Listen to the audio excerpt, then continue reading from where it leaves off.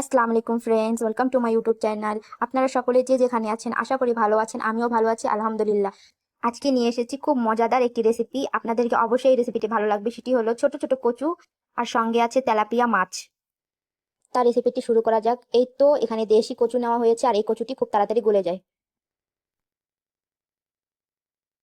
কিছু মশলা বেটে নিব। এই তো পেঁয়াজ অনেকগুলো আর রসুন অনেকগুলো নিয়েছি আর অনেকগুলো শুকনো মরিচ নিয়েছি আর এসবকে সুন্দর করে পেস্ট করে নিব। সঙ্গে নিয়েছি জিরে আর গোলমরিচ, এটাই পেস্ট করে নিব।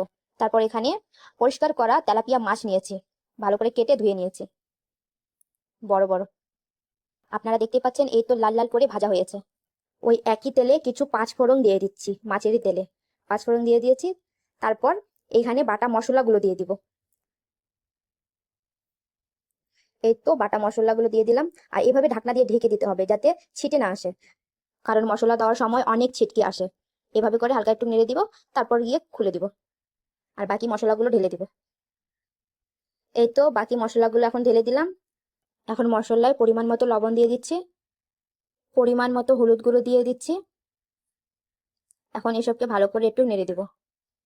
আর এসব বেশি ভাজা ভাজা করব না, একটু কষাই নিব, তারপর কচু ঢেলে দিব। হালকা করে নেড়ে তারপর কচুগুলো ঢেলে দিব। এই তো সবগুলো কচু আমি ঢেলে দিলাম। এখন এইসবকে সুন্দরভাবে ভেজে নিব, হালকা পরিমাণ ভেজে নিব।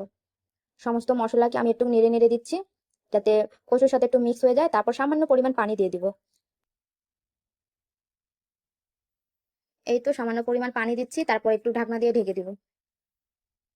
একবারের মতো ঢাকনা দিয়ে ঢাকবো। একবারের মতো ঢাকনা দিয়ে ঢেকে আমি খুলে নিয়েছি। এখন এইসব মশলাকে সঙ্গে ভেজে নিতে হবে ভালো করে, কচু সহ সুন্দরভাবে ভেজে নেব। একদম ভাজা ভাজা করে নিতে হবে। এর তো একদম খুব সুন্দর করে ভাজতে হবে। যত ভাজা ভাজা হবে ততই স্বাদ আসবে। আর আপনারা এইভাবে করে ভেজে ভেজে নেবেন যাতে নিচে পুড়ে না যায়, অনবরত নাড়তে হবে।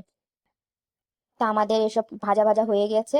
এখন এসবকে পরিমাণ মতো পানি ঢেলে দিব, ঝোল সহ। আর কচুতে পানি কিন্তু প্রচুর টানে, তাই একটু বেশি করে পানি দিতে হবে, কারণ কচু পানি টানে আর একদম গদগদ হয়ে যায়। আর সিদ্ধ হবে এটা, তা সিদ্ধ সহ আর ঝোল সহ পানি দিয়ে দিতে হবে। আপনারা দেখতে পাচ্ছেন কত পরিমাণ পানি দিয়েছে। এখন মাছগুলিও এক এক করে দিয়ে দিব, সমস্ত মাছ হালকা করে দিয়ে দিব এক এক করে।